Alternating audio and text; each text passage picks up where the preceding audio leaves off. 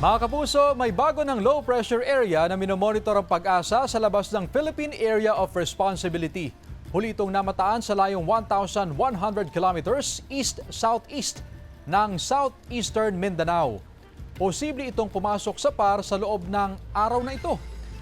Nananatili ang tsansa nitong maging bagyo at sakaling matuloy ay tatawagin itong Bagyong Ada. Ayon sa pag-asa, posible itong dumikit o tumama sa Caraga o Eastern Visayas sa mga susunod na araw. Pwede pang magkaroon ng pagbabago, kaya patuloy nang umantabay sa updates. Bukod sa LPA, patuloy din ang pag-iral ng amihan, easterlies at shear line. Sa datos sa Metro Weather, may tsansa ng ulan sa Cagayan, Isabela, Cordillera at ilang bahagi ng Central Luzon. May malalakas na ulan sa ilang bahagi ng Northern Luzon, kaya posible pa rin ang baha o landslide. Posible rin ang ulan sa iba pang bahagi ng bansa.